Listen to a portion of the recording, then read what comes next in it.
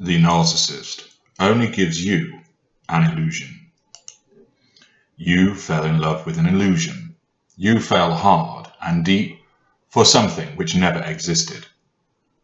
The golden days that we created together were the twisted reflections of my manipulative hold over you. I know how anxious you were to try to recover the golden period that we had. You poured your beautiful heart into securing the impossible. I know that my silences, my verbal violence, the cheating and the lies, my perfidious control of you was brutal, malicious, and devastating.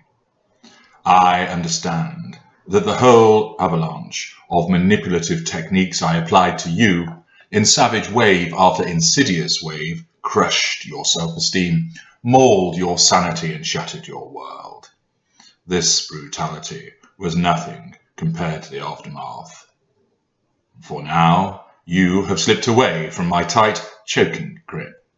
I know, however, that you sit looking from the window where you used to watch for me strolling up the driveway, a bouquet in my hands, and the pain still racks you as you remember how you fell in love with someone who was not real.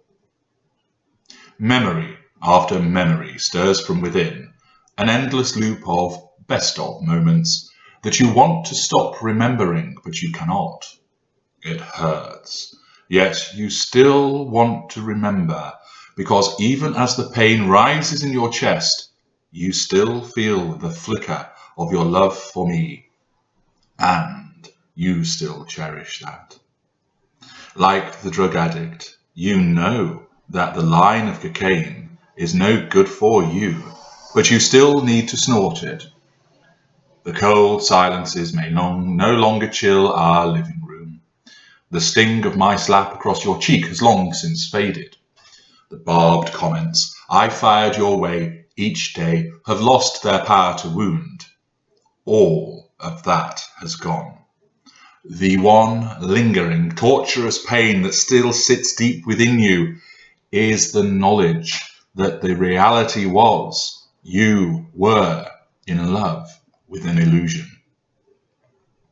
No matter how much you discuss it with your friends, the earnest hours with your therapist, and the pile of books about healing that are stacked up beside your favourite chair, which of course I always try to sit in before you got there, none of them help take away that awful aching. You can manage the shame of being fooled. You take a strange pride in having given your all to such a despicable person, because that is the giving type of person that you are. You are honest, you are decent, and you are a provider of unconditional love. You do not want that to change. You do not want to lose the empathy for which you are renowned. The battered bank balance will repair, eventually, and the dosage of the medication will come down. Your doctor has said as such in his soothing tones. The strength of the character that made me choose you means you can deal with all of these things. The one thing that will never leave is that deep-seated pain that you loved a ghost. Your head will eventually accept what happened. It will accept that you were charmed, entranced, and enchanted, and that you never actually stood a chance because you did not know what you were dealing with, because your emotional thinking took you to a place in order to feed your innate addiction to our kind. You were chosen. Emotionally, you'll never lose that dull ache as you sit and reminisce about our time together. True, the reminiscences may become less frequent and the pain shorter in duration, but whenever that intrusive thought arises about me, or whenever you see a buck that reminds you of me, or hear a song that reminds you of me, that pain will return, however fleeting. Your heart will never accept that it was not real, but that is the reality. It was an illusion. That crack, that fracture, that tiny chink that remains from your frenetic and devastating time with me shall always remain, because that is your innate susceptibility to our kind. It is through that crack that I can return as I slip shadow-like into your heart, through that almost healed wound. That is why we did what we did.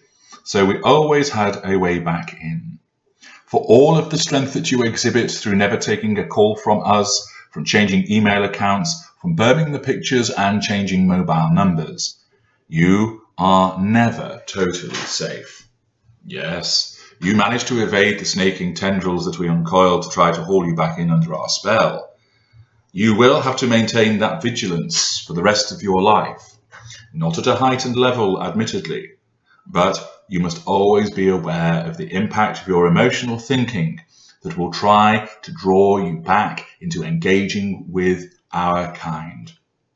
Whether it is a text message, whether it is thinking about us, whether it is being good-natured and doing something for us, whether it is taking that telephone call and speaking to us, or worse of all, spending time with us. That risk will always remain, and therefore you will have to maintain a vigilance and build logic defenses. Our polluting influence, if ever allowed near you again, will creep and trickle through the hole that can never completely seal.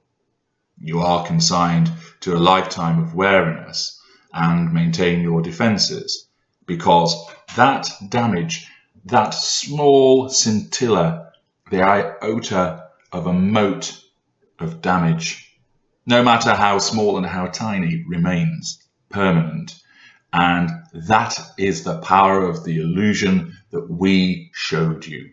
The illusion that drew you in. The illusion that captured your heart and made each and every day seem like Christmas.